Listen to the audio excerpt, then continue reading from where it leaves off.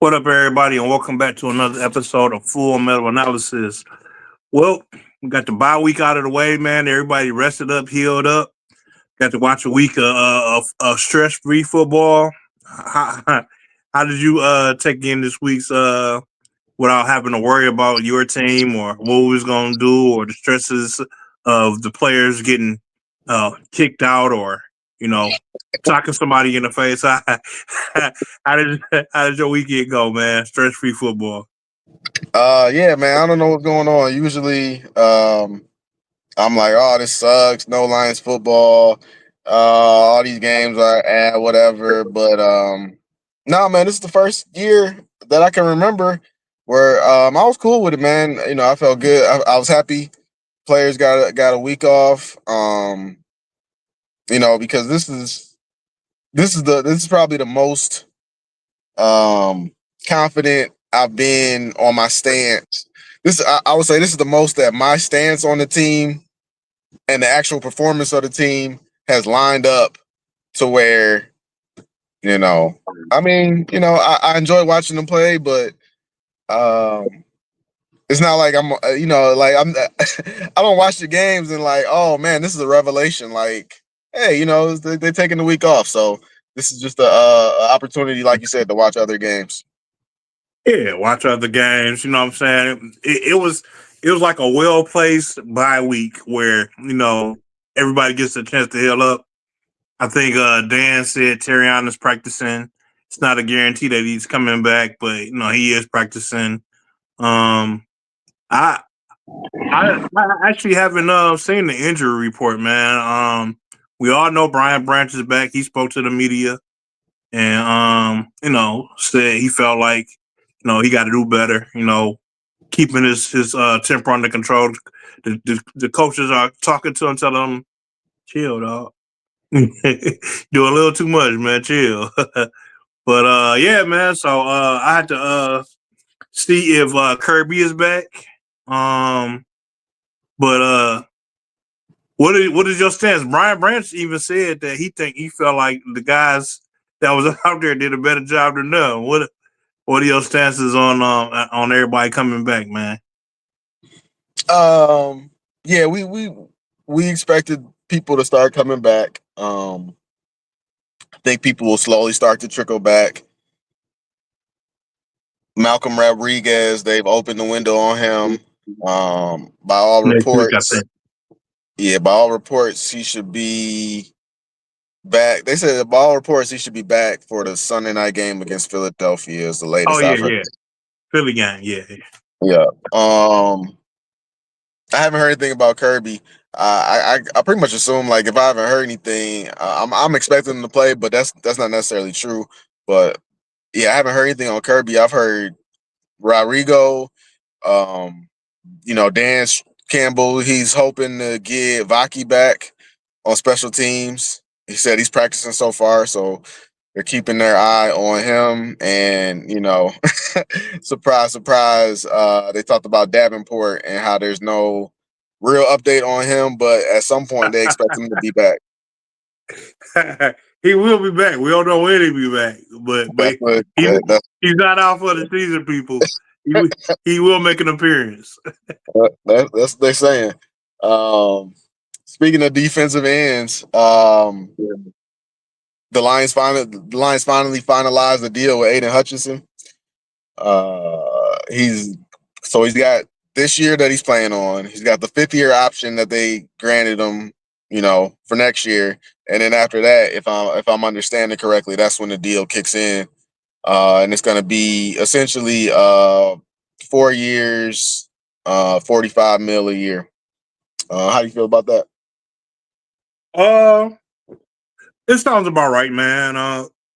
You know, Miles Garrett got his deal, so you expected Aiden Hutchinson to get a similar deal.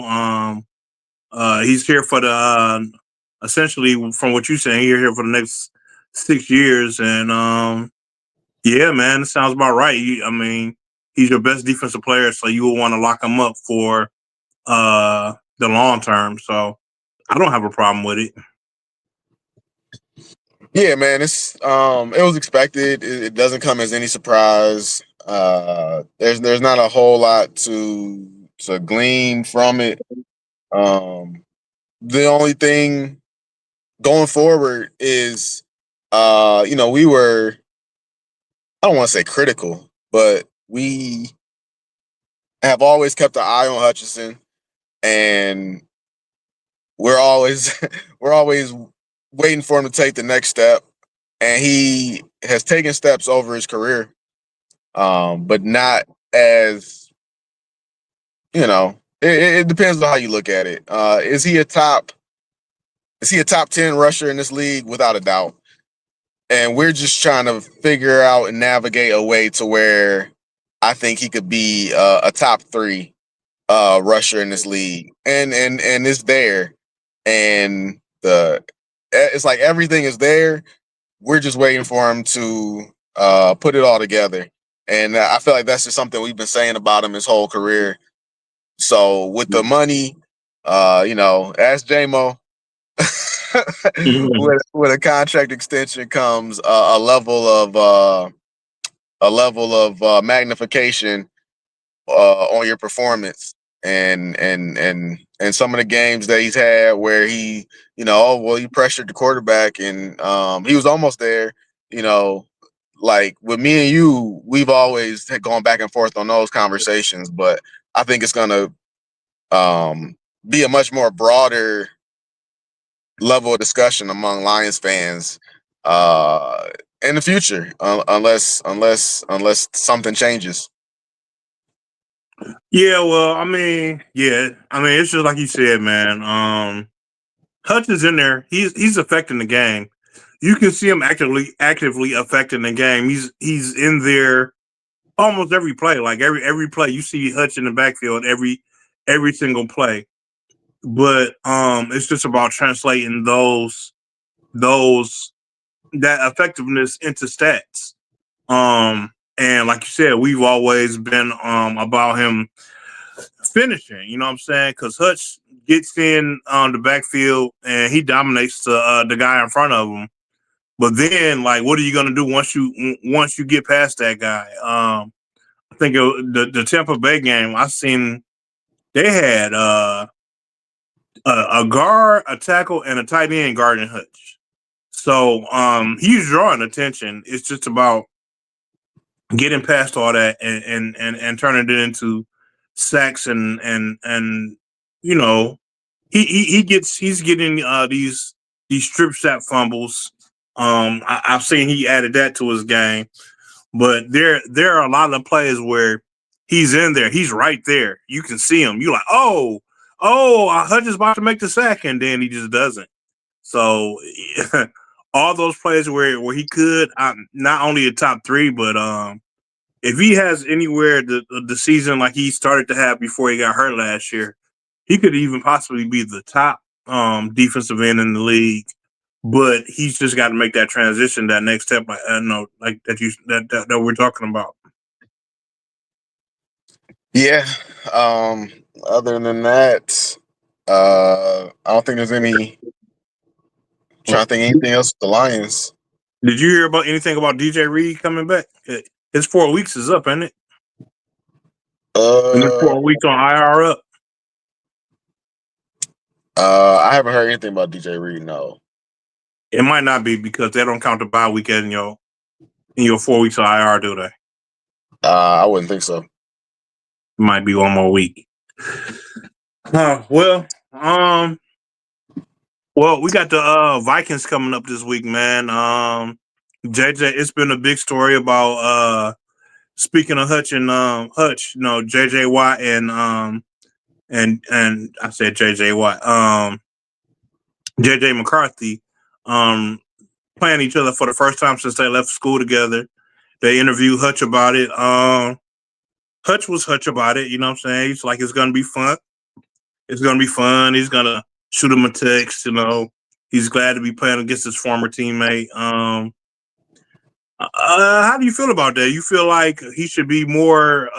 You feel like he's a little too buddy with his old college roommate? I mean, I guess I don't expect him to say nothing crazy, but you know what I'm saying. But how do you feel about the Hutch JJ matchup?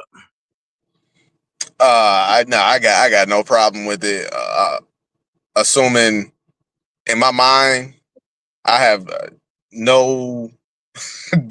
There's like no doubt in my mind right now that Hutch is gonna get minimum 2 sacks when they play. JJ is coming off of JJ's coming off of an injury, and before that, he had a terrible performance, and so expectations are super low for JJ McCarthy right now. People are speculating on whether or not that he was so bad that the Minnesota Vikings were willing to put Carson Wentz out there with I believe it was a torn labrum. Um, if that's the case, I don't expect him to lay down, but I think McCarthy's going to continue to struggle, and I think Aiden Hutchinson is going to take advantage of that because whether or not he's a top 3 rusher in this league, that's debatable.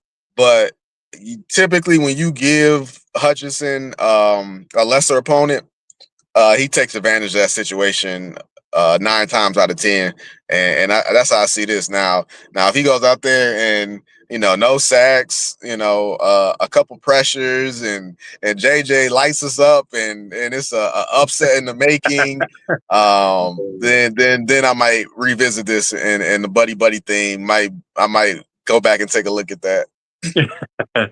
So I'm taking it from your stance on JJ that I mean we'll get to it later, but you expect no resistance from the Vikings. Easy game. Yeah.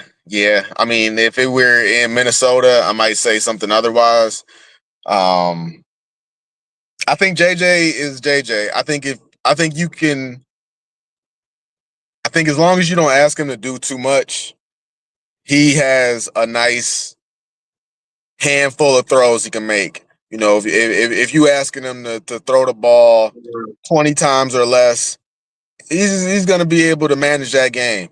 But if you get behind and you need JJ to throw it, 30 times or more, oh man, good luck with that. And as far as protection, we saw the last game. I don't remember who Minnesota was playing, but Carson Wentz was under pressure the whole game. Now, sometimes he was holding that ball too long. You would think with Jordan Addison and Justin Jefferson, somebody's open downfield, but it just seemed like he was holding that ball too long sometimes. But regardless, that pressure seemed to get to him like every other play.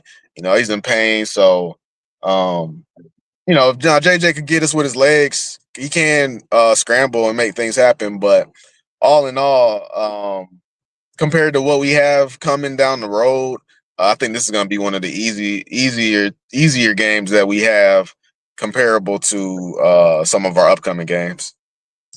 I will say, running quarterbacks used to be a thing for us. We used to have trouble containing the running quarterbacks, but this year it seems like I don't know what the change philosophy is, but it seems like Shep has got that under control somewhat. I mean, it's not perfect, but it's not the dagger anymore. So I feel like even if JJ does get on a run, we should be able to contain him. I mean, shit, if we can contain Lamar, we can contain JJ. I sent you something about that. I don't know the validity of it, but I just saw a rumor that was saying that LSU fired their coach Brian Kelly, and they're gonna be on the look. They're gonna need a new coach. So who's out there, so on and so forth. And I saw a report that said Kelvin Shepherd is going to be high on their list. What do you think the odds? I've heard people talk about it too, like especially after the last game we had against Tampa Bay, I think it was. That this defense, man, is not only has it not lost a step, it's seemingly improved with Shepherd taking over in his first year.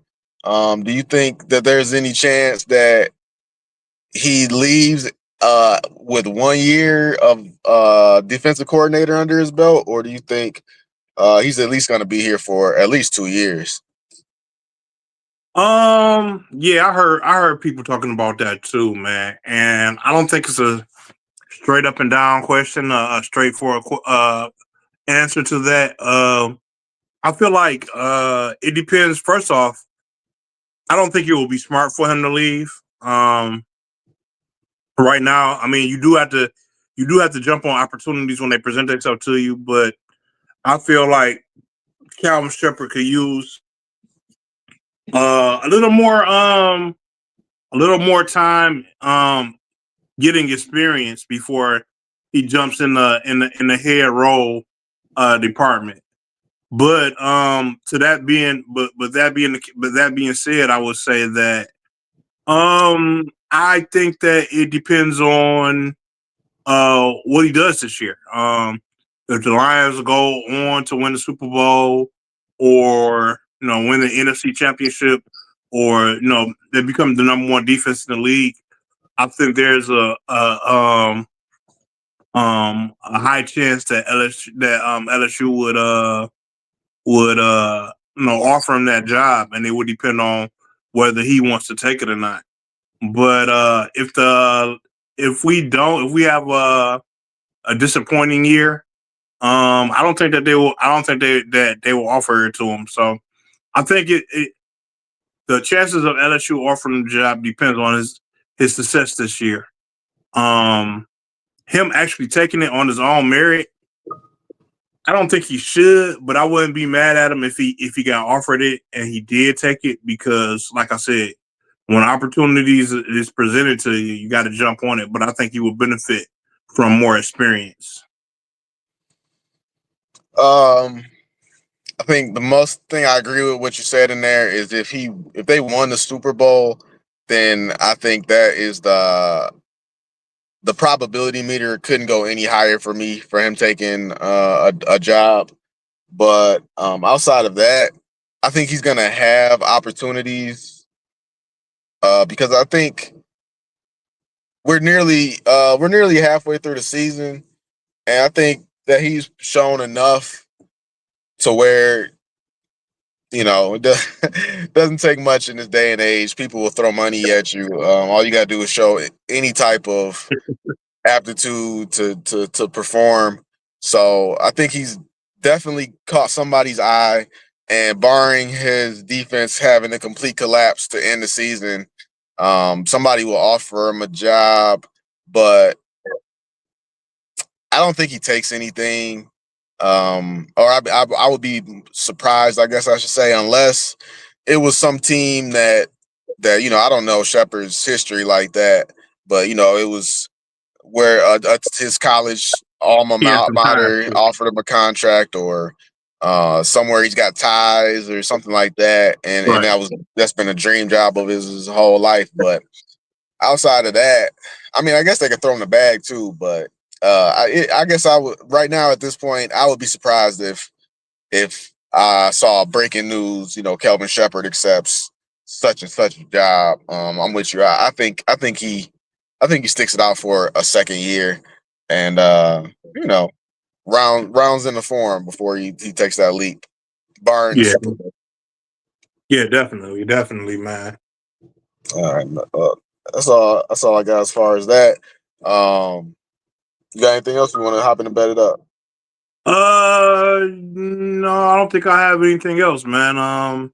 Yeah, that's we can go ahead and get in bed it up. All right, man. Go ahead and get in the bet it up. It wasn't a bad week. It was it was a fine week. It was fine. Eh, But, mm, I think I was iffy. no, you actually won out. You beat me by a game. We was I was 6-6. You was 7-5.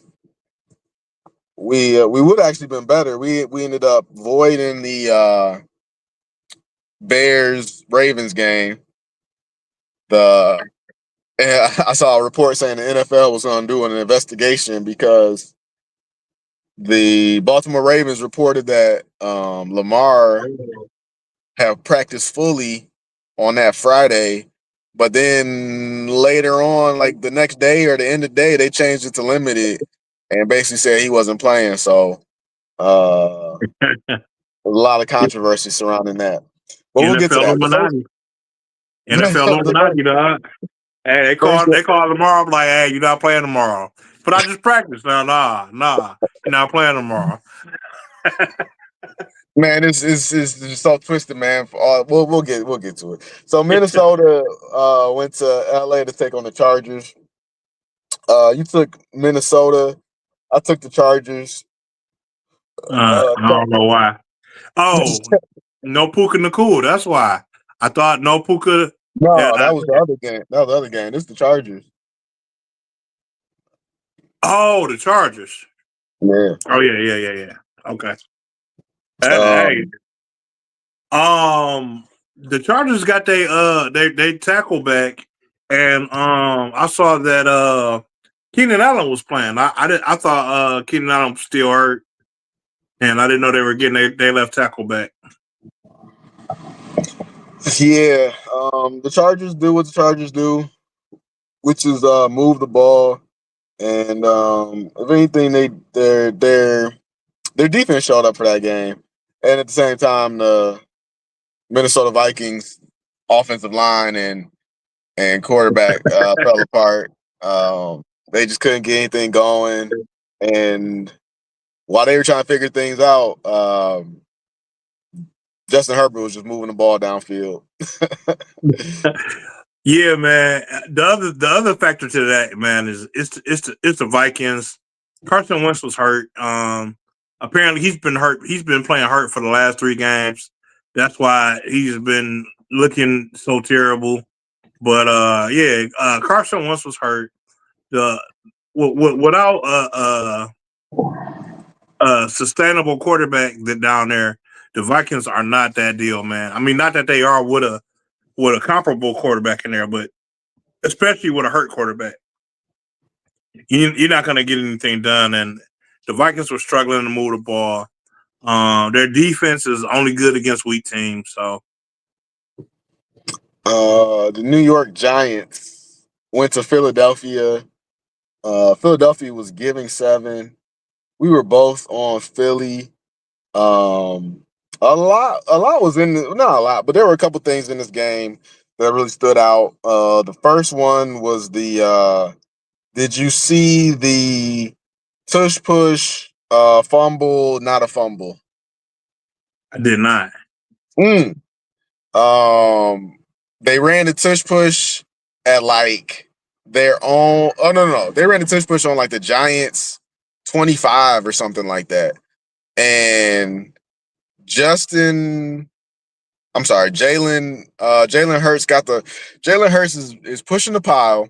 He gets like right at the line, and at the last second, like he's already fallen past the line, but he just for whatever reason decides to reach the ball out and cross the line, right? And literally, like it wasn't like it was it was damn near simultaneously. As soon as he reached that ball out, I think it was Brian Burns or Kayvon Thibodeau. One of them was right there, and as soon as he reached the ball out, they literally it was like a handoff. They took it like a handoff. They took it from him, and they started trying to go around the pile and take off running. As soon as the ball was in their hands, the referee blew the whistle dead, and then they, retroactively said that play was over before. Now, the whistle had never blown until the Giants took the ball away. And once they took it away, that's when they blew the whistle. But it was essentially like the referee was like, oh, my bad, I meant to blow it earlier. But it was no stop. Like I said, I keep forgetting Jalen Hurts was moving the pile the whole time. Like he had never stopped moving forward. And even when he stuck the ball out, he was still getting progress. So they claim forward progress has stopped, but that was a lie. Everybody who's seen that play says it's a lie. And it's pretty much scripted. Yeah, man. That's what it sounds like. It sounds like a play is happening. The Giants got the advantage, and the refs was like, "Oh, whoa, whoa, whoa, we're not doing that. We don't take the ball from Jalen Hurts around here. Let's stop this play. Hey, Joe, come over here and back me up on what I'm saying right now." That's exactly what happened. That's exactly what happened. Another thing to come out of the game was Cam Scatterbo uh, dislocated. I think he dislocated his ankle, and he needs season-ending surgery. So the Giants are down to one good player now. Yeah, man. I was looking for a giant comeback, but injuries have got them down uh to the one guy, and I'm not sure he's going to be able to do it on his own. So I'm back to your first um your first mode of damn, I can't think of the word. I'm back with you, man. You said the Giants are a terrible organization, Worst and organization in sports history. Not history. okay, Worst organization in sports today. oh my bad. But yeah, they're back to that. With all the injuries they got, they're back to that. They had a chance with neighbors. They had a chance with Scatterboo and Dart together. Dart can't overcome the Giants by itself. Absolutely not. And they never left being the worst organization in sports. They just had a very nice moment, which I told you that happened whatever years ago with Tommy Cutlets. Uh, but that's the Giants do. Flash in the pan. Just give Malik Neighbors his contract and hopefully he gets out of there too. They'll be back Um, next year, man. They'll be back next year. back to being terrible. Yeah. The Buffalo Bill. Oh, my bad. My bad. Oh no, we cannot skip over this. The New York Jets go into Cincinnati and steal, literally and figuratively, a win from the Bengals. We both had Cincinnati in this game. Um, you know, you can only you can only bet on the Jets so much, but I don't know if it was a reverse of the reverse where everybody was in on it. They told Justin Fields, "We're gonna bench you." They said, "Hey, what's my man name? I could see his face. Ty. What's the name? What's the backup? Oh, Tyrod Taylor. Tyrod Taylor." They said, "Hey, Tyrod's gonna start this Sunday," and Justin was somewhere in the closet crying. Justin took the news horribly, and then Aaron Glenn was like, "Hey, Tyrod, you're not really gonna start, man. We just trying to, what I mean, we just trying to motivate him." And then lo and behold, at come Sunday, Tyrod Taylor got something wrong with him, his back or something, his hip. I don't know what it was. And hey, we need Justin Fields out here. And whatever the truth may be, Justin Fields went out there and played his ass off, and he fought as hard as he could to get that victory. And he fought so hard that the NFL gave him a 2-point conversion that should not have counted, but ended up being the difference in the victory. So, congratulations to Aaron Glenn and Justin Fields for getting the victory. What happened? What happened with this 2 point conversion, man? They were down. They were down, so they had to be down by 14. They scored a touchdown, which cut the deficit to 8. And then instead of kicking the extra point, they went for 2. And same thing, man. Justin Fields was out there running for his life. And he literally had a Patrick Mahomes moment where he finally got sacked. But right before he went down, right before his knee touched the ground, he got a pass off right before his knee touched the ground, hit his receiver. The referee immediately said it was no catch. And the receiver was adamant that he caught the ball. And I 100% agree with the receiver. He did catch that ball. However, he did not catch the ball the ball never crossed the end zone when he caught it. Like he came back to the ball, so the ball never crossed the end zone. So it shouldn't have counted. It should have been a catch, but it's a 2-point conversion. So it should have been a failed 2-point conversion. But they said that not only did he catch it, but I guess somehow he crossed the goal line and it was a touchdown. I mean, and it was a successful 2-point conversion, which made it a 6-point game. And then the Jets scored a touchdown to win the game. Damn, man, I'm mad. So I just started working on Sunday, so I missed a lot of the games. So all this I missed with going in, man. So I'm gonna have to go back and check out some highlights. Yeah, go back and let me know what the final call on that was, because I saw it initially and they was like, "Oh, that's an incomplete pass," and I'm like, "No, that's some BS." Like, yeah, he didn't get the 2-point conversion, but I mean, come on, at least give him the catch. And, and then I ended up turning that game off completely, and I look up and see they won. I think I was starting to head home at that point, and I looked up and saw they won. And I'm like, by one. I'm like, oh, so they counted that bullshit, or maybe yeah, they counted. It definitely counted. So yeah, I'm gonna have to look it up too. But congratulations I for getting their first win.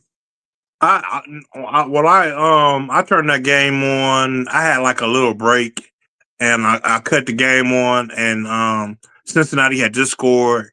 The Jets were down by like 2 or 3. I think they were down by 2, and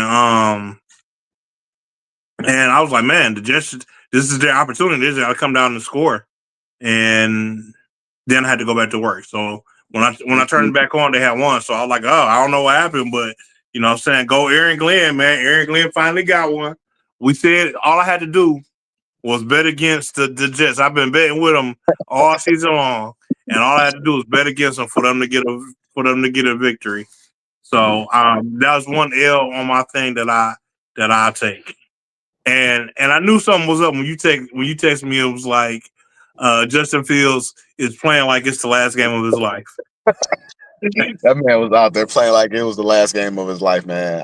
Like I said, I don't know if it was because it was a giant hoax that Aaron Glenn put on to motivate this man. Like, how else more can I motivate this man? Let me pretend to bench him, or if, according to Justin Fields, hey man, God works in mysterious ways.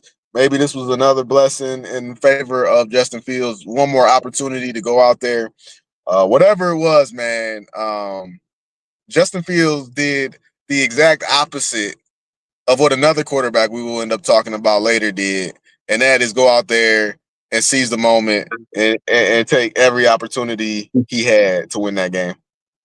Yeah, man, that was a masterclass psychological experiment by by AG, and it worked. He pulled it off. So, Justin went out and poured his heart out to the media, talking about how he was a lonely child. He needs a hug. And he needs somebody to have faith in him, and hopefully he can carry that on going into the rest of the season. I swear, bro, you could use that exact same description for Jaden Ivey. I need to find you a Jaden Ivey soundbite, because Justin Fields and Jaden Ivey would make great friends. Like, they would be like the best of friends. And like, you would go over to their house and they would both just be sitting on the couch, not smiling, maybe watching TV. God, such low energy, but great athletes though. Great athletes, both of them, great athletes. Leave my guys alone, man. Man. Speaking speaking of your guys, you were correct. I should have known better than to doubt you when you're talking about your Carolina Panthers. The Buffalo Bills came into Carolina. We were both on Buffalo. You way more than me, and me very timidly took Carolina. I'm sorry, took Buffalo and given 7.5. I said the Buffalo hasn't been playing great this year, and Carolina has been playing pretty good. And the last thing was, I didn't know if Bryce Young was going to play. But I said, hey, Andy Dalton. Nah, yeah, Andy Dalton. Andy Yeah. Dalton, Bryce Young, tomato, and boy, boy was I wrong. Carolina started that game off, and it was a close game, and then Andy Dalton happened. It was you could make a damn comedy of all the things that Andy Dalton did wrong during that game. From that was kind of Chuba Hubbard's fault. But one play, the Andy Dalton was in the shotgun, and Chuba Hubbard was the lone back, and somehow the snap hits Chuba Hubbard on the chip of his shoulder, and now that's a fumble. Andy Dalton throwing interceptions. Andy Dalton no type of pocket presence, no type of spatial awareness. Andy Dalton went out there and single-handedly cost Carolina the game, and everybody gave up, and I don't blame him because there was no point in even trying. So Andy Dalton looked like he had been sitting on the sideline for about 3 or 4 years eating donuts. And mid bite, the coach said, "Hey Andy, you're in." And he dropped his donut. I was like, "What?" And he Andy went in the Dalton, game. Andy Dalton, yes, that's how bad it was. And Andy Dalton was so bad.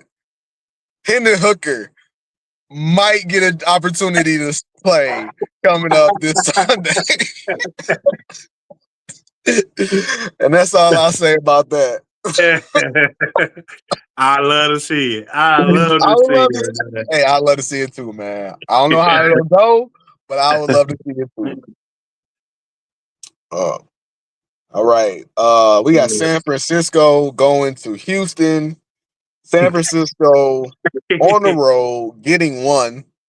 Hey, hold on. I just thought if Hitmaker comes in and he does good, I'm gonna be like, you see Lions fans, you see what you get when you put in the hooker in. Nah, I hope we all get the. I hope you get the opportunity. I hope the world gets the opportunity to see Hendon Hooker, um, getting a chance to play with starters, man. I mean, it's not J-Mo, it's not St. Brown, but Ted McMillan is having a great rookie year. Otto is a great running back that you get the ball to. Who Dave Canales finally admitted that, hey, we understand that people love Chuba Hubbard, but have y'all seen Rico Dotto run? I don't blame the Yeah, man. So, you can't deny 200-yard games, man. no, man, back to back, hell no. So yeah, I'm glad they said they're gonna give him more of opportunity. But yeah, I'm with you, man. I hope Hooker gets a chance to play. Um, yeah, San Francisco goes to Houston. I was torn on this one. You took Houston, and I took that as my opportunity to hop on San Francisco. I said I'd much rather go down with San Francisco than go down with Houston. Ends up being the same way. All it took was the Jets. For the Jets to win, you had to pick against them. In order for Houston to win, I had to pick against them. Uh, the one thing I will say was that this was the greatest game ever because I did a 4-leg parlay, and my riskiest play was a George Kittle anytime touchdown. And the only reason I put that on there was because it was National Tight Ends Day, and I think George Kittle made that shit up to begin with. And for I think whatever he reason, did. yeah, and he always scores touchdowns on National Tight Ends Day. And man, he went up between two defenders and pulled it down. I was like, man, George Kittle, you are the greatest. I honestly didn't know that George Kittle was back, and I may have had switched my pick knowing that in the beginning, but then again, maybe I wouldn't have.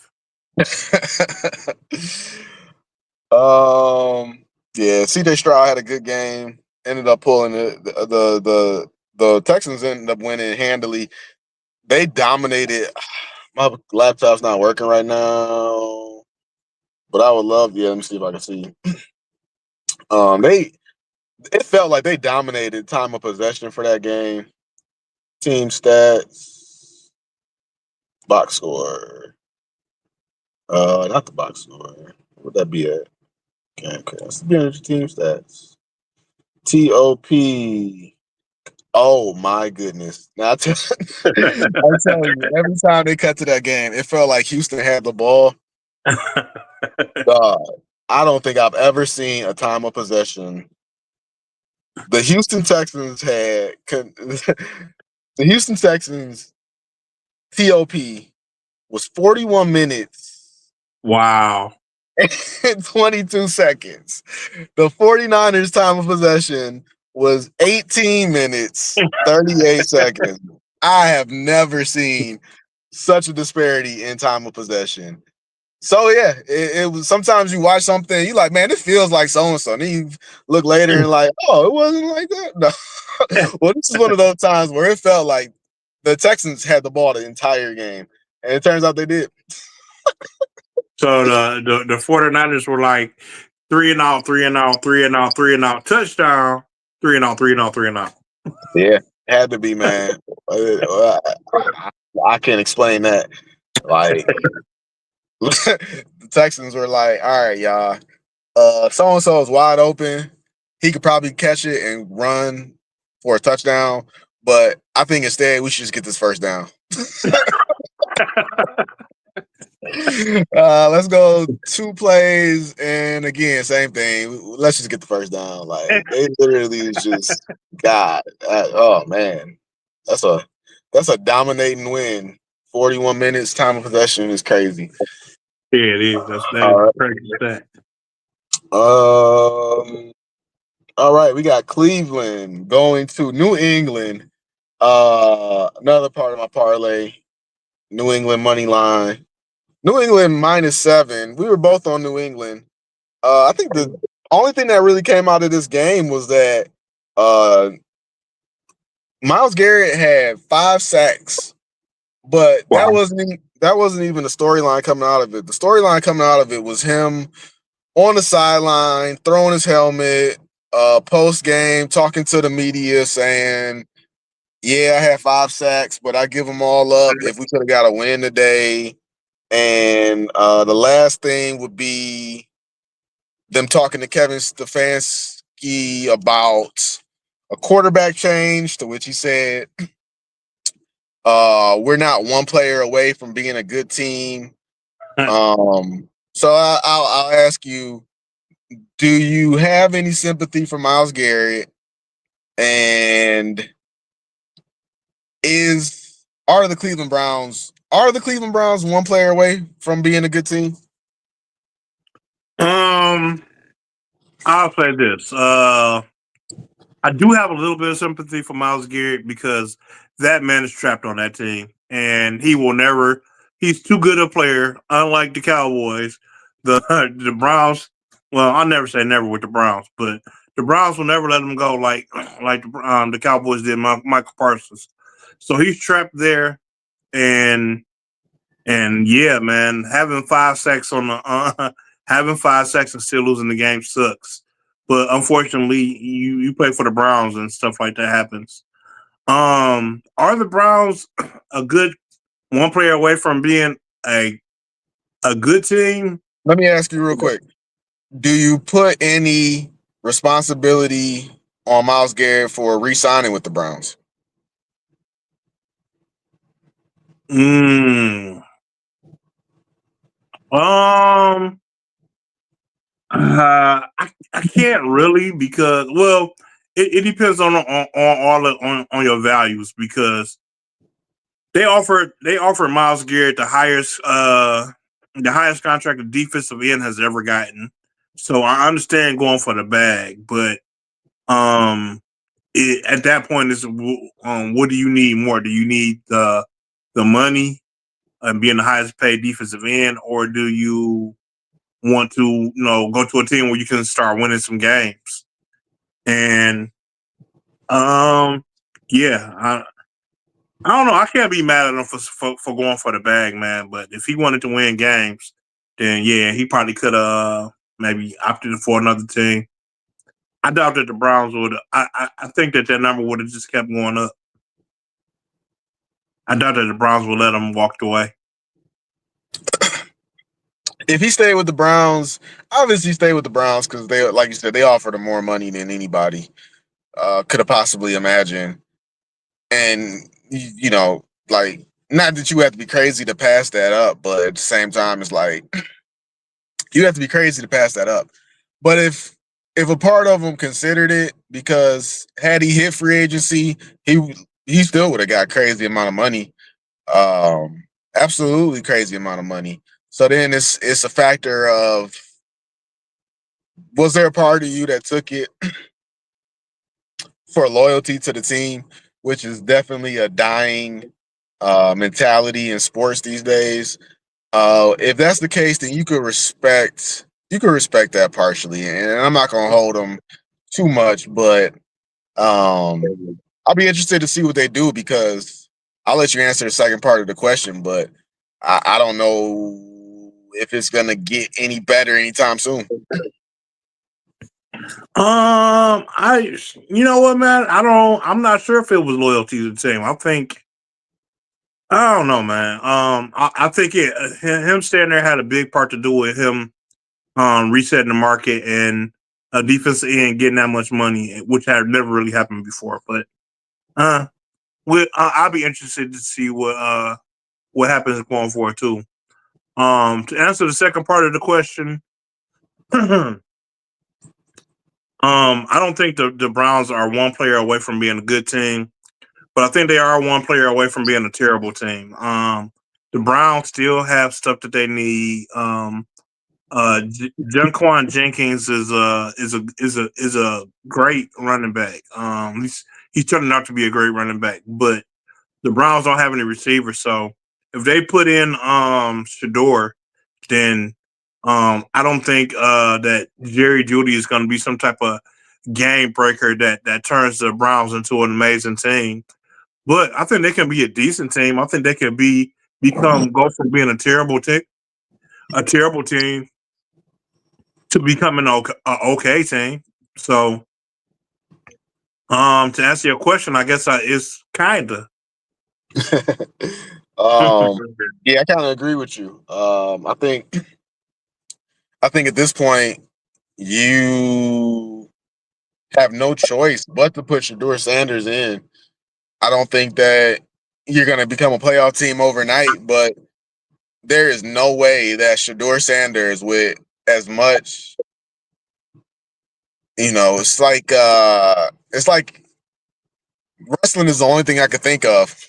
But wrestling is the concept of wrestling is that you tease something week after week after week. Like, is this going to be the match that the guy finally wins the championship, or is this gonna finally be the time that somebody comes back from injury or something like that? So they've been teasing Shador Sanders for weeks, and every week is, no, we're not putting him out there. So when you finally do put that player out there after you've teased it for so long, the reaction from the crowd is one of the biggest pops you're gonna hear all season. So there's no way that the Browns wouldn't be able to turn that into some type of momentum. Eventually it would die, as we saw with Jackson Dart and Tommy Cutlets. but, but at the time, Lynn's sanity. Like, this is always in sports. These people come, and whether or not it's sustainable varies. But when you put them out there for the first time and it hits, it's usually good for at least a game. So why? And Stefanski seems adamant that he is not going to put him in there. So I don't know what his end game is. Well, I feel like, if they did push the door in, to your point, I feel like it'd be one of the most watched games of the season. You're definitely gonna get ratings.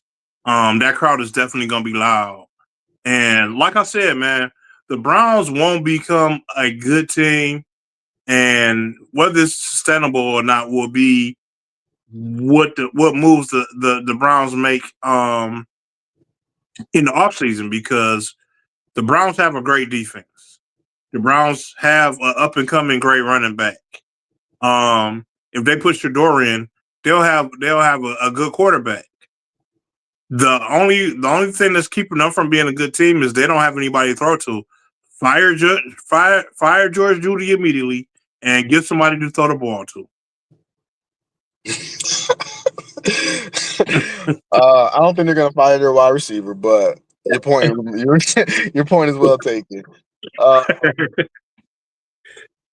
The next game we got here is Chicago going to Baltimore. Baltimore was given 6.5. There was just way too many factors. Like I said, Lamar was expected to play.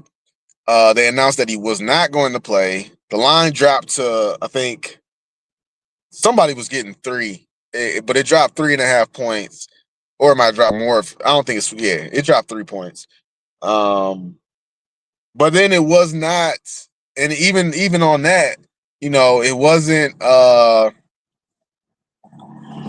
Cooper Rush. Wasn't Cooper Rush getting a start. I don't know when it happened, but at some point the Ravens reached back out to Tyler Huntley, brought him back in the mix. So Wow. I couldn't. That was just too much information to process the day of the game. Because Tyler Huntley used to look great playing with the Ravens. So, but he looked bad with Miami. But hey, it's Miami, so we just went on and avoided that game. But Baltimore ended up covering it though. Didn't they win? Didn't Baltimore win that game? Yeah, they won and covered. Yeah.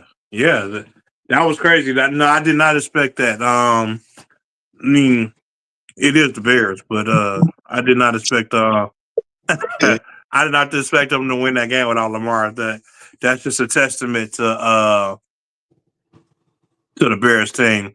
Oh, and speaking of the Bears, man, your favorite player in the league and your all-time greatest player that you love the most in this world, CJ Gardner-Johnson signed with the Bears.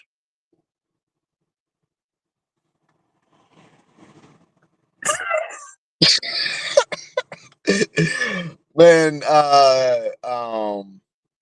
CJ Gardner-Johnson, good luck to him, man. He's just looking for a job right now. The book is out. See, I'm not gonna disparage CJ GJ. Look, man, I hope he finds a spot. There was talks of bringing him back to Detroit.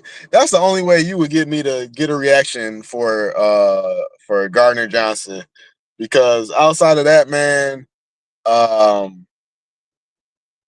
that's like me. That's like you. That's like us walking down the street and seeing a homeless person talking to themselves and getting a full-fledged argument. I'm just gonna keep on walking, and hope the best for that person. But then if you try to bring that person into my house, then I'll have feelings. Yeah. But Chauncey Gardner-Johnson, man, nah, man, that guy. Good luck to you.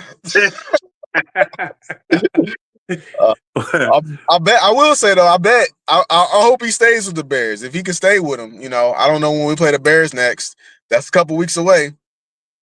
His timeline on teams is he hasn't been making it that long. So I don't know if he can make it that long until the next time we play the Bears. That's what I was about to ask you. What would your thoughts be if we faced him? He stayed with Philly all year last year. Hasn't he been on 2 teams already this season? No, he just played with the Texans. Nah. He's been on like 2 teams this year. He was on the Ravens. He just got let go of the Ravens. I did not know that. Wow. Yeah, let me see. I don't even know how to spell his name.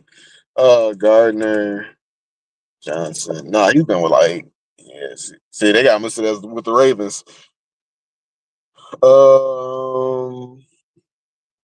I don't know if ESPN gonna have it. Stats, news. Look at news. Oh yeah, my laptop is. But they got him with the Bears now. Yep. He was with the Ravens prior to. Ravens released him 2 weeks ago. They added him 3 weeks ago, and the Texans released him after 3 games. So yeah, he's been with two. So this is his third team this year. Wow, I did not know that. Yeah, That's why I didn't know he was only with the Ravens for a week. That's why I didn't. That's why I didn't catch that. yeah. So cup of coffee. See how you do. All right. Next up we got Miami going to Atlanta. Atlanta at home getting 7. We were both on Atlanta. Miami has been awful, terrible, dreadful, and those same adjectives can be used to describe Kirk Cousins. Wow. Kirk Cousins was awful this game. We made a bet that Drake London would have over 100 yards. Jokes on us. Drake London did not play in that game. He was deemed out, I think, like Saturday or something like that. They they heard your cry to stop giving Bijan the ball all the time, and then they turned that into giving Bijan the ball a couple times, and that recipe did not work out for him. Way too much Tyler Algier in this game. Kirk Cousins looked bad. It was just the Miami looked good. Got a win. when I said stop giving the ball to Bijan so much, that is not what I meant. Tyler Algier is not the guy that I meant. Drake London and Kyle was it Kyle Pitts? What's my man? Yeah, Kyle Pitts. Yeah. Yeah. Drake London and Kyle Pitts are the two guys I'm speaking of with a heavy mix of Bijan in there. But I'm saying you got to get the ball to those other two guys as well, not Tyler Algier. Yeah. Tua though had a great game, 4 touchdowns. Waddle almost had 100 yards and caught a touchdown. So good day for Miami, but not so much for Atlanta. Miami will be back to their all selves next week. I will not argue with you. Actually, that's Thursday night football game. Okay, so we got Tampa Bay. Oh my goodness! First off, let me tell you real quick though. Where would you like to see Bijan's carries at if you were an Atlanta fan? Where would I like to see him at? Let's just say touches. How many times you think is a healthy dose of Bijan per game? Passing, rushing and receiving. Rushing and receiving, like 17. 17. Nice roundabout number like that. Yeah, they gave Bijan the ball a combined 12 times. Wow. Yeah. Wow. All together, huh? Altogether, that's 9 carries and 3 catches. Wow. 3 targets. 3 catches, 9 carries. So yeah, that I don't know what happened with the game plan, but I think somewhere during the game it went off the rails. Man, oh man, oh It is man. like Now you asked me, Kurt, you gotta say was go out there and throw it all your might. Kurt was like, I got this. And you like this. oh man, I don't think I've ever been more wrong on this podcast than I was last week. I gave the most passionate, heartfelt recommendation of one player that I may have ever given on this podcast. The Tampa Bay Buccaneers went to New Orleans to take on the Saints.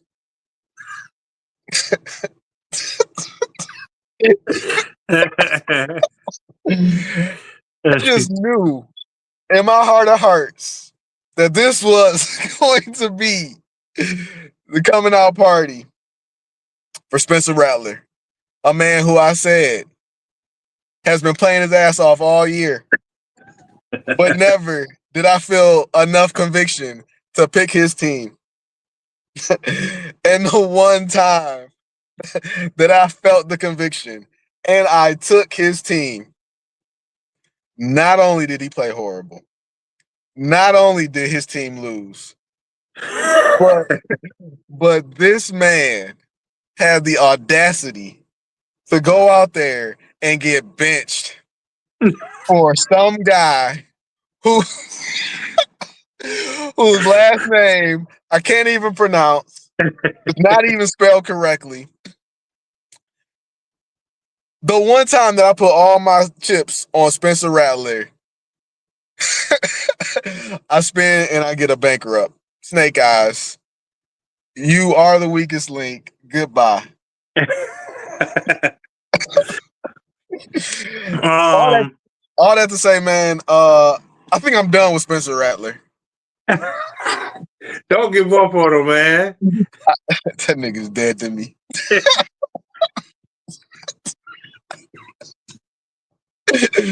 That dude he just moved so high up my do not mess with this player list. He's past Chauncey Gardner-Johnson. Like wow. It's not even close, bro. Like, dog, that's what you did. That's what you did. You went out there with that type of performance. I couldn't believe it. I would say, man, Tampa Bay was not the guy to put all your eggs in one basket against. That the Saints are a terrible team, man. And to your point last week, man, he's doing all, I don't know what he did this week, but he's been doing all he can to on a terrible team. So when you go up against a good team that just got beat the week before, somewhat embarrassed. That's not the game that you want to put all your eggs in a terrible team. Even with a guy that's doing all he can. So yeah, you probably wasn't a great decision there. Well,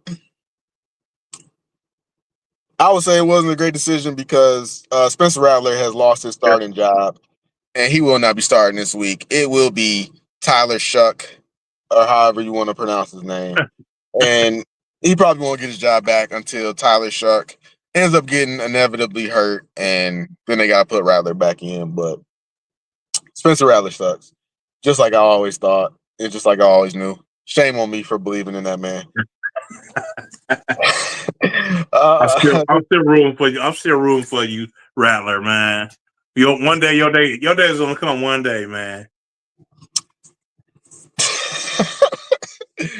The Dallas Cowboys. I bet you Spencer Rattler will make a terrific high school football coach. The Dallas Cowboys went to Denver to take on the Broncos. Broncos at home, getting 3.5.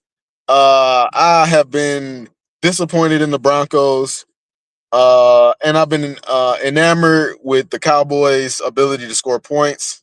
They scored points in this game, but not more than the Denver Broncos. You took the Broncos. Bo Nix went out there, threw like 4 or 5 touchdowns, went crazy. Broncos blow out the Cowboys. Yeah. I saw it as I was walking by. So I don't know what Jerry Jones said, but I saw the press interviewing Jerry Jones on the sideline about the Cowboys defense and how many points got scored on them. And like I said, I was on my way out, but it just seemed like he was squirming and trying to come up with the best excuse he could for doing what he did, and it didn't seem like it was effective or it was working. The Dallas Cowboys defense is the worst defense in football, and it's not even close. There was a rumor they were trying to get Max Crosby, but I'm not gonna say Max Why? Crosby will make this defense better, but they still will be the worst defense in the NFL. First off, Max Crosby already said he wasn't leaving the Raiders, but why would you try to get Max Crosby after you just got rid of Michael Parsons? You just got rid of Michael Parsons. Why would you go out and get Max Crosby? For what? I saw a meme. I think it was that from Family Guy, and it was like Peter, and he was like, it's like, but Max Crosby could be anything. And and they were like, well, you had Micah Parsons. And it was like, yeah, I know. But Max Crosby could be anything. He could even be Micah Parsons. I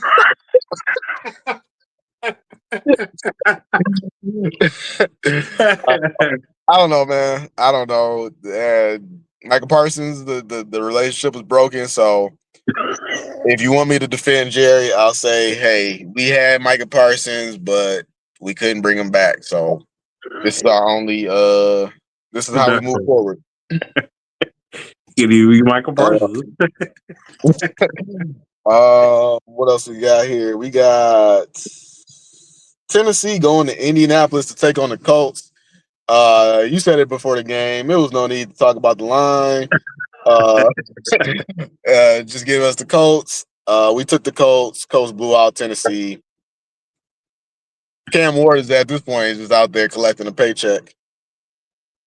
Man, the narrative for the Colts is more and more that they are. I mean, most people are the same way we feel. They're not the best team in football, but the narrative that they're the best team in football, I think even in the power rankings, they're the number one team in football. But the Colts, I still don't think the Colts are the best team in football. But the narrative out there is getting stronger and stronger that they are. Yeah, I was talking to somebody today, and I'm firmly of the belief that the Colts will be the Lions of last year. They'll have a phenomenal regular season record, but they'll be my if I had to pick, they'll be my number one pick on who gets upset in the first round. You know, not the first round, but their first opportunity to play. I wouldn't be surprised if they end up losing to a wild card team the same way we did.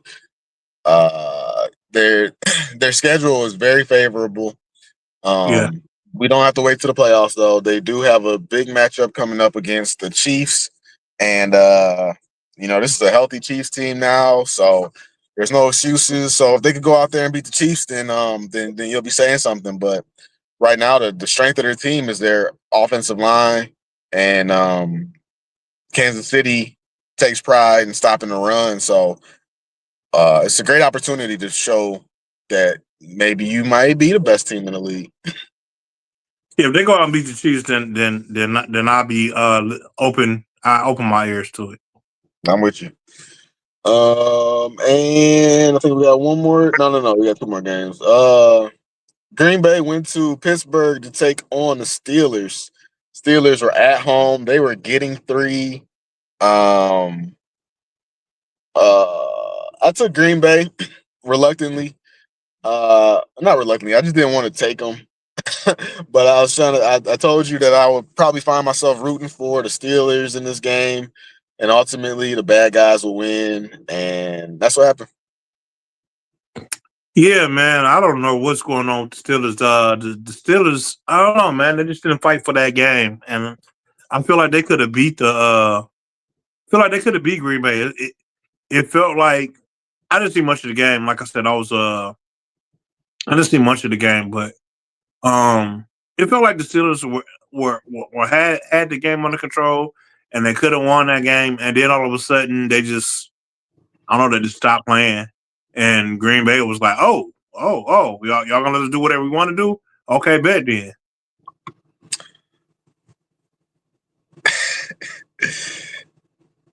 it was like it was like me. It was like me playing basketball.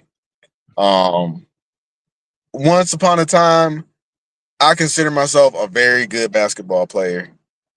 But if Marcus today went out and played basketball, I would know everything. I would know where everybody's supposed to be, and I would know where I need to be, and I would know what all needs to happen. But the only problem is my body would not cooperate with me. My body, my body will be on its own pace, at its own on its own time, and there's where the disconnect will happen. And that's just the feeling that I got that Aaron Rodgers would love to beat his old team, absolutely love his in his soul. There was a burning desire to beat his old team, but that 30, 38, 30, no, however old Aaron Rodgers is, that 40. body could only do so much. And especially when you have arguably one of the best pass rushers in the NFL chasing you down. I mean, how much can you do? I only watched the first half. His biggest completion was to Roman Wilson, former Michigan Wolverine. If that's if you're drawing a place for Roman Wilson, it's gonna be a long night. Uh, but that's all that's all I saw. I didn't watch the second half, but they were down. I think they were up 7-16 or something like that.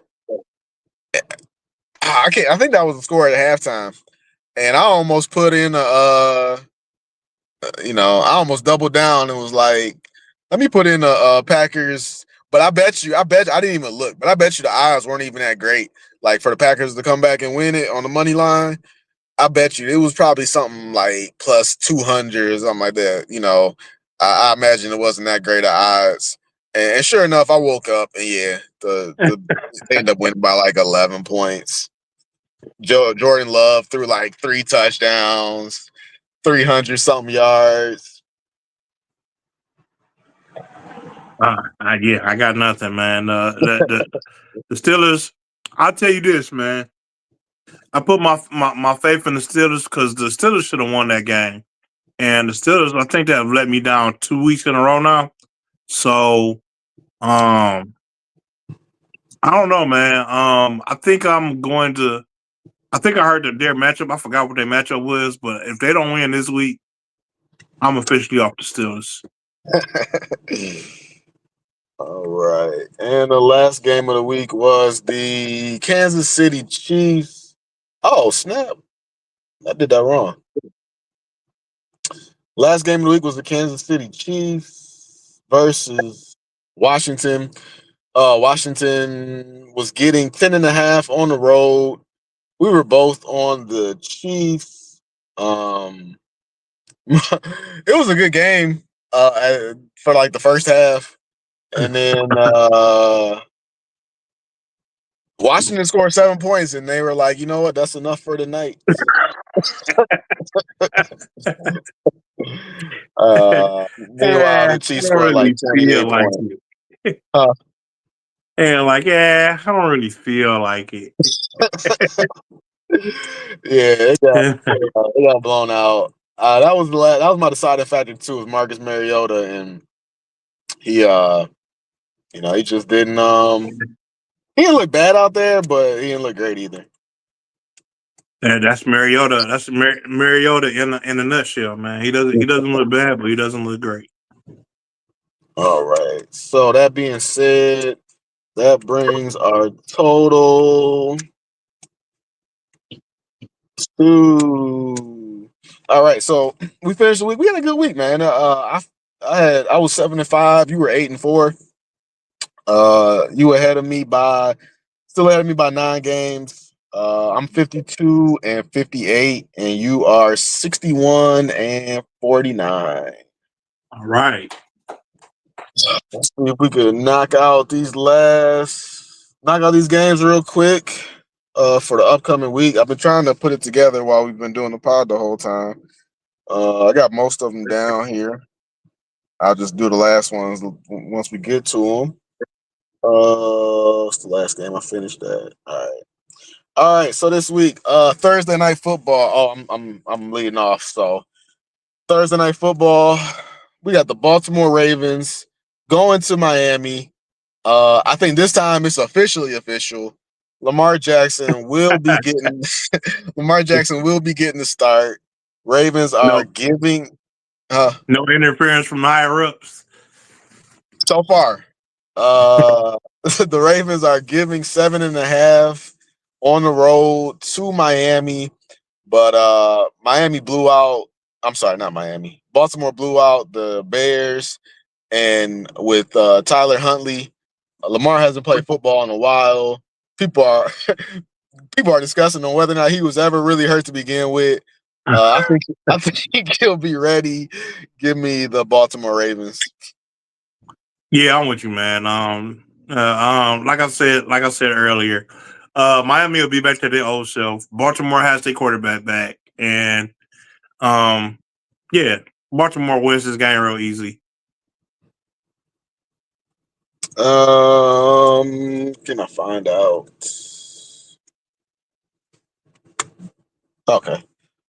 We got Atlanta traveling to New England to take on the Patriots. Patriots are at home. They are giving 5.5.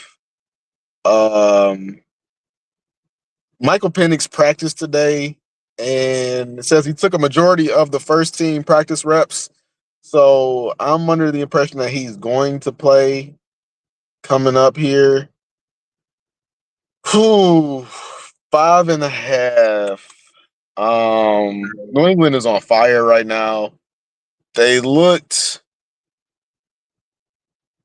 had a slow start last week against Cleveland. Cleveland was able to generate pressure on them in that first half. Obviously, 5 sacks. But eventually, Drake May was able to get it going. I think Atlanta's defense is not bad. It's not great.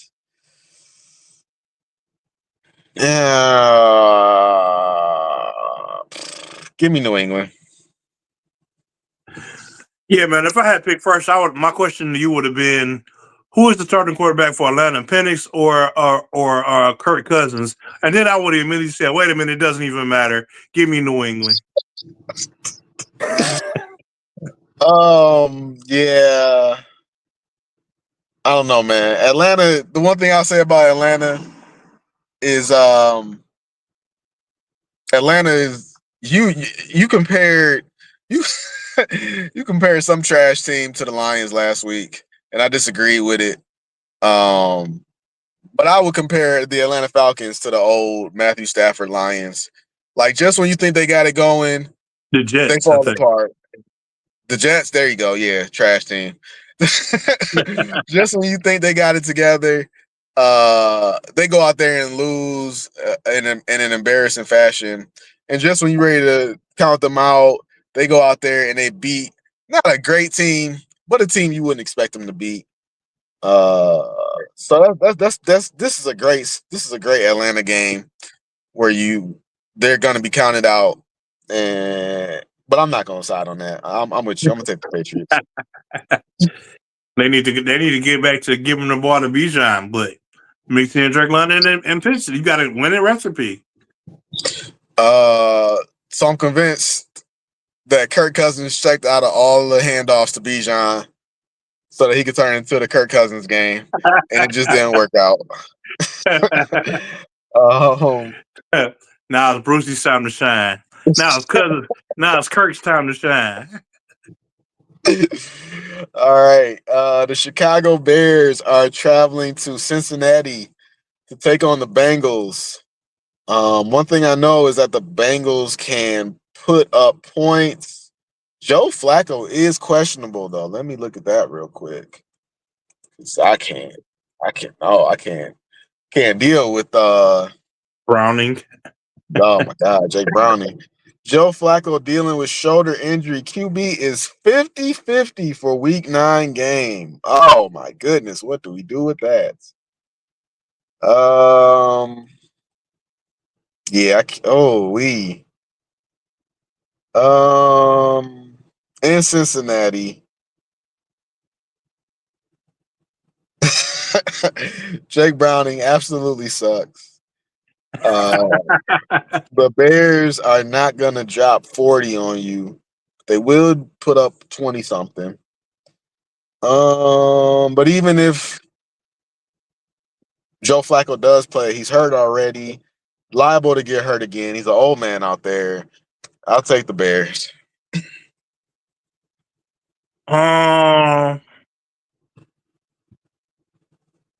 Yeah, that makes sense. But I'm gonna say that questionable means you usually, if you're questionable, you're usually gonna play. So I'm gonna say the Bengals with Joe Flacco can beat the Bears. So I'm gonna put my faith that Joe Flacco is gonna play, and I'm gonna pick the Bengals. All right. Wow. San Francisco 49ers are traveling to New York to take on the Giants. Giants are at home. They are giving 2.5. I don't need an explanation. I'm taking the 49ers. Yeah. So the 49ers have been doing pretty decent before they got George Kittle and Purdy back. And now that they got them back, I feel like they are a better team than what I thought of them at the beginning of the season. I still don't think a whole lot of them. I still don't think they're as good as they were last year, but yeah, they're better than the Giants right now. The Giants, give it a go again next season. But yeah, give me the 49ers. Okay.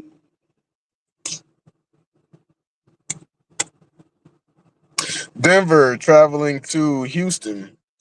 Houston at home, giving 1.5. I don't know, man. Denver just does so much better when I don't pick them. And Houston has been playing really well. Houston is undefeated at home. It's a tough game right here.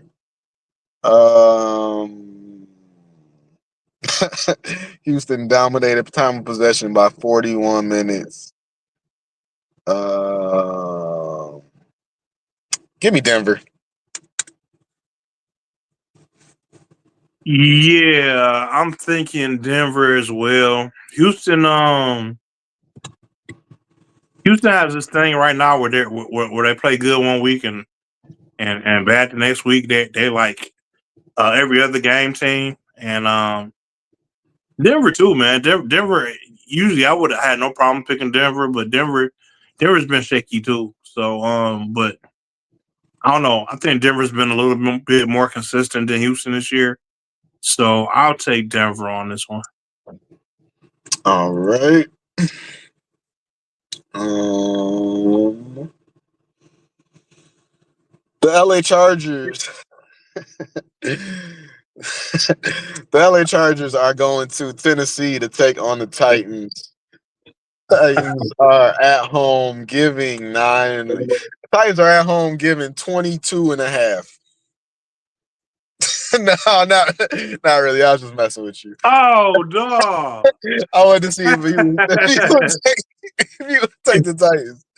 No, Titans are at home. They're giving 9.5. You first.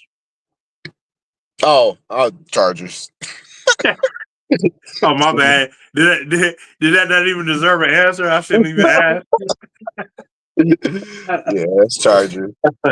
Yeah, yeah, give me the Titans. No, I'm just playing, man. I'm going with the Chargers. The Chargers are back, man. They got their players back. They only are is Lad McConkey back too? Yeah. Their offensive line was banged up, but I think they were missing Quentin Johnston. He missed a couple games maybe, but McConkey was there the whole time. Keenan Allen was hurt. Was he though? Yeah, I think he was. I just know their running backs. No, their running backs are hurt and their offensive line is hurt. But yeah, he might have missed a game or two or something like that. I'm sure he's old and Yeah. everything. Yeah. Well, I'm back on the Chargers train, man. I would love for them to get their running back, but for now, I'm rolling with them, especially against the Titans. Yeah. Titans, man. I read an article that said pretty much everybody is just wondering if they're gonna get traded this year or not. And that's pretty much the tenure of the locker room. Tear it all down. All right. Next up we got I wonder if they're gonna pick another quarterback this year. the Indianapolis Colts traveling to the Pittsburgh Steelers. We said we wanted to see the Colts beat a good team, but the question is, are the Steelers a good team? This is my test for the Steelers. Oh, you go ahead. You go first. Yeah. Indy on the road. Jonathan Taylor right now has to be the leading candidate for MVP this year. Daniel Jones is doing just fine. Aaron Rodgers versus Indianapolis defense. How often has Mike Tomlin lost back-to-back home games in his career? I would venture to guess not many. Give me the Pittsburgh Steelers. So look, man, this is where I'm at with it. Everybody's saying that the Indianapolis is the best team in the league right now, but I think that Indianapolis is frauds. They have been beaten up on teams that are not as good as them. They've been beaten up on bad, weaker teams, and from what I can remember, the one game that they did play that they lost was a good team. Now, I feel like the Pittsburgh is a good team, but like to your point, this is going to be my test for the Pittsburgh. I feel like the Steelers should be able to go out and beat Indianapolis, but if they don't, I'm officially done with the Steelers for the year. So you're going Steelers? Steelers. Oh boy, I gotta look this one up. Yeah, your Carolina Panthers are traveling Not my to Carolina Panthers. Green Bay to take on the Packers. Currently, the Packers are at home and they are giving 13 and a half. Bryce Young practiced fully today, full participation. Thank God Andy Dalton held out of practice. No mention of Hendon Hooker. Oh man. So okay, yeah. Yeah, I can go ahead. I'm taking the Carolina Panthers and the 13 and a half. Pretty much everything I said last week about Buffalo. Just rewind that and leave off the part I said about Andy Dalton and Bryce Young being interchangeable. I am also going to take the Panthers with the points. I think that Green Bay will win this game, but I don't think that they will cover the 13 points. Yeah, I'm with you. Green Bay hates big spreads. And they do just enough. But they did beat what's the name by 10. But still, that's not 13 and a half. Our game of the week, Minnesota going to Detroit. Detroit at home. They are giving 8.5. We talked about it. coming off of a bye. I don't think Minnesota is particularly good this year.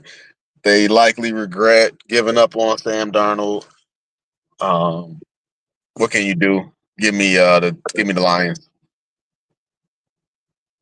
I'll take that 8.5, and I'll see you 10. Yeah, Lions. Lions got this one. All right. Jacksonville Jags traveling to Las Vegas to take on the Raiders. Raiders are at home. They are getting 3. I feel bad for you if you are watching this game, but give me Jacksonville. Yeah. I like the Raiders, man, but the Raiders, like I said, they got a couple of years of rebuilding to do before they make any noise. And Jacksonville seems to have a little bit of fire this year, so yeah, give me Jacksonville. I'm with you on that one.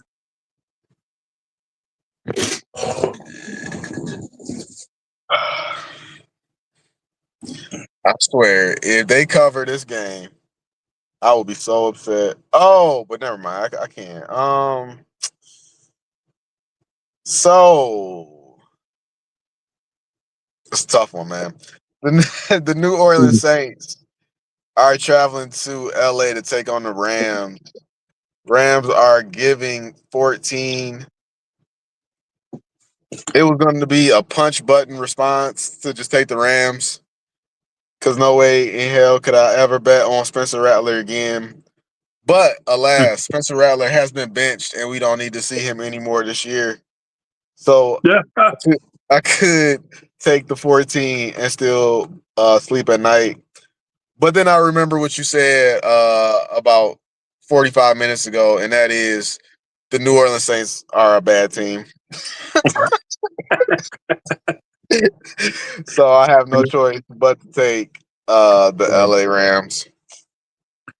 Yeah, man. I'll take the LA Rams easily. I will say this: I got Spencer Rattler's back. If Spencer Rattler had played, they might not have covered that 14, but the Rams covered that 14. Yeah, the Saints are a bad team. The Saints are a bad old team, and they need to retire a lot of guys. Fire everybody. Uh, well, now you can root for Spencer Rattler and Hendon Hooker while they hold those clipboards. Great job, guys. Great job. You'll Kansas see one day. You'll see one day. City. America's game of the week. Kansas City Chiefs are traveling to Buffalo to take on the Bills. Bills are Ooh. Bills are at home. They are getting to I will be taking we regular season matchups between the Buffalo versus Kansas City regular season is Buffalo Super Bowl. They usually do pretty good there, and then come playoff time, they just can't seem to repeat the performance they had earlier in the year. So give me Buffalo plus the 2. Um. Yeah, I'm kind of with you, but Kansas City has just been playing on fire, and the refs are on their side more than any season of all time. So with that advantage and the momentum that they're coming into the game with, I'm gonna roll with the Chiefs. That's why it is the game of the week. But I'll tell you what's not the game of the week are the Sunday and Monday night football games. I mean, Atrocities, huh? atrocities, huh? No, because I've been disrespecting Seattle all year, and all they've been doing is winning. So I shouldn't put them in there. And I believe Jaden Daniels is coming back, so the Sunday night football game might be pretty good, assuming that everybody comes to play. You got the Seattle Seahawks traveling to Washington Washington is at home and they are getting 3. A quick Google search of Jaden Daniels tells us that Jaden Daniels is expected. That was yesterday. Jaden Daniels on track to return in week 9. However, Terry McLaurin has already been ruled out. So you gain Jaden Daniels, you lose Terry McLaurin. You're going against the Seattle Seahawks. You're at home. It's Sunday Night Football. Seahawks have a good defense. They have Jackson Smith and Jigba. Cooper Kupp. K9 has remained healthy. On the flip side, Washington played Washington played the best 7. They lost. What did Washington lose by? Like I said, I only watched the first half, second half. Washington lost that Monday Night Football game by 28-7. So 3 touchdowns. Washington played the best 3 touchdown blowout game I've ever seen in my life. Like the whole game, I was like, well, not the whole game, but the first half, I was like, man, because it was there. You go. I'm looking at it right now. It was 7-7 at halftime, and I think that's where I stopped watching. But that was a very tight 7-7. There was some. It was maybe one bad call in there. But whatever happened in the second half, they put up no points. Where the Chiefs put up 21 unanswered points. You're not going to win any game like that. All of that to say,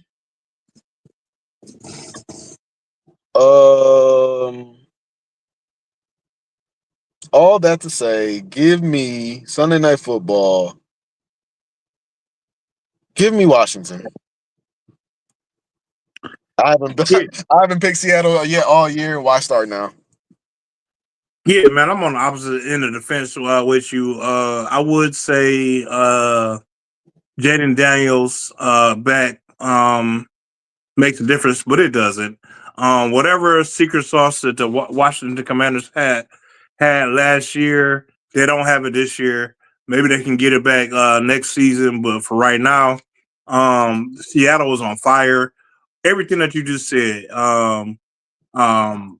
is a detriment to why I'm picking Seattle. They have a good defense. They have Cooper Kupp.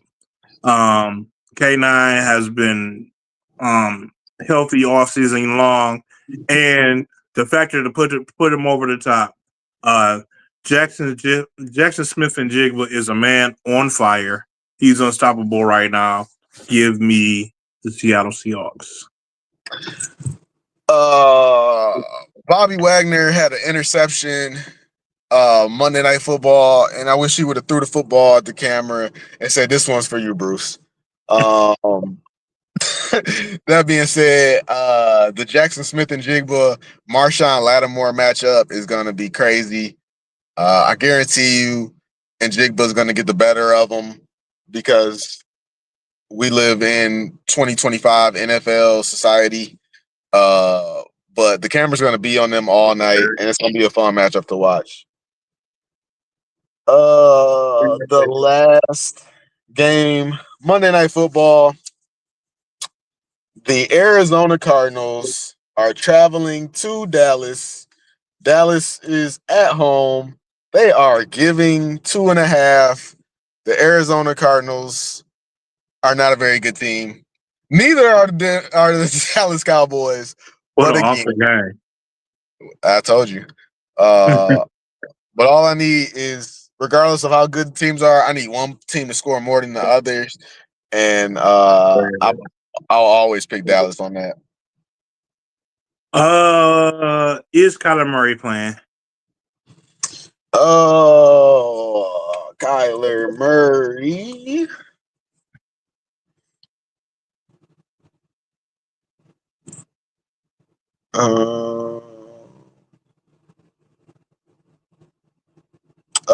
I would say that he is. There's this. Yeah, he's playing. Yeah, and what about your Your favorite receiver, the next up running back, the son of the Hall of Fame great, Marvin Harrison Jr. Is he playing? Oh wait, hold on, wait. So no, Kyler Murray is not playing for sure. It looks like he's on pace to play.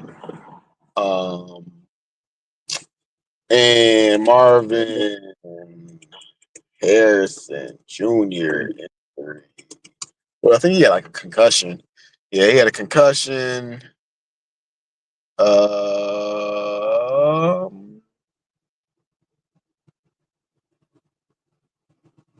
a lot coming out from Arizona about their play. Let's go straight to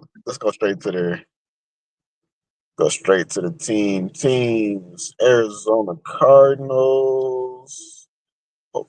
Tab. Injuries. All right. So Kyler Murray is questionable. He was on the field for Tuesday's bonus practice session and was spotted throwing passes to the Cardinals' main receiving options.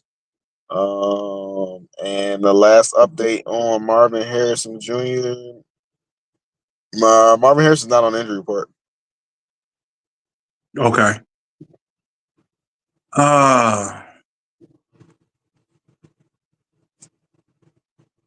Well, if Kyler plays, I'll pick the Cardinals. But without Kyler Murray playing, I'm with you. I'm going with the Cowboys.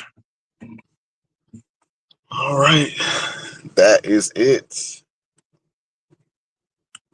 Yeah, man. Yeah, we got the big game against the Vikings. To your point, I think we're gonna go out and handle them pretty easily. JJ McCarthy is not ready. I'm interested to see what our defense looks like with the players that are coming back. Hopefully, we'll have our full offensive line back healthy.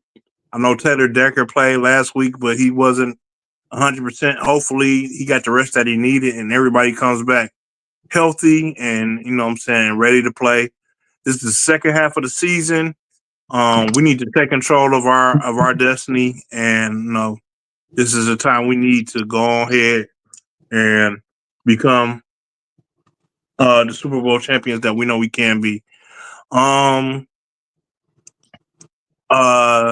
do you think of? I meant to ask you this earlier. What do you think of J-Mo having a big game this game? I think this game is as good as any for that to happen. There's been it's a growing discussion amongst Lions fans. It's really the only thing I can think of off the top of my head that people want to see more of out of this team.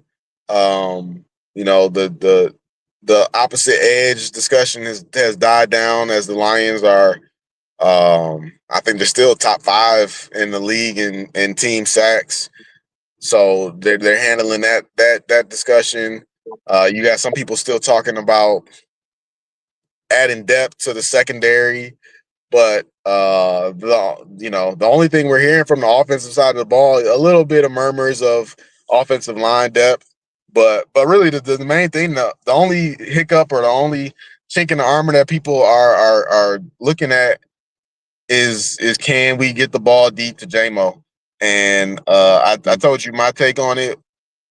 I don't think that it's a thing where I'm so concerned for my parlays and my fantasy teams.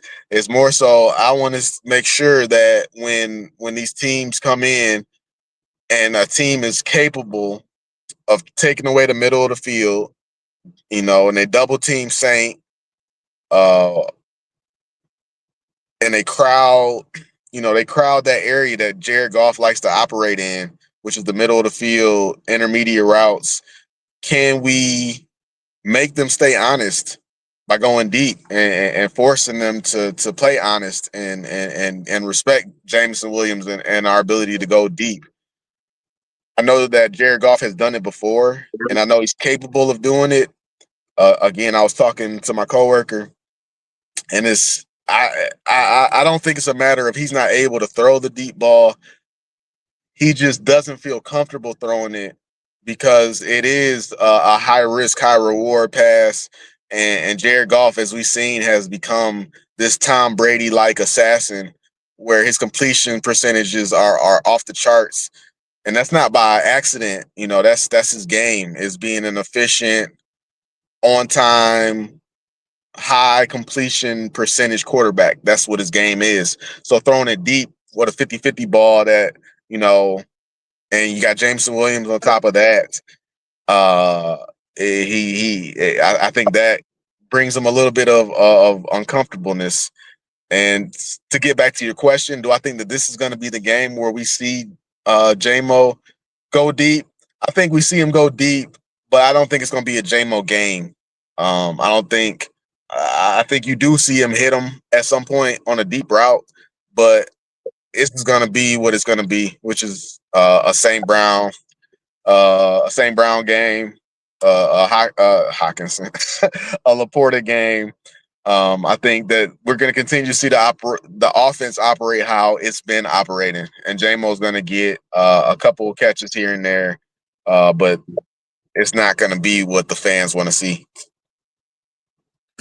Yeah, man. Well, I think there's no doubt that it's going to be a Saint game. You always want Saint to be involved in the mix. You want Saint to get his touches, but as far as JMO goes, yeah, I would like to see them open it up to JMO a little bit, but I don't necessarily think that it has to be a deep pass. I think that Jameson showed that he can be effective with his speed across the middle.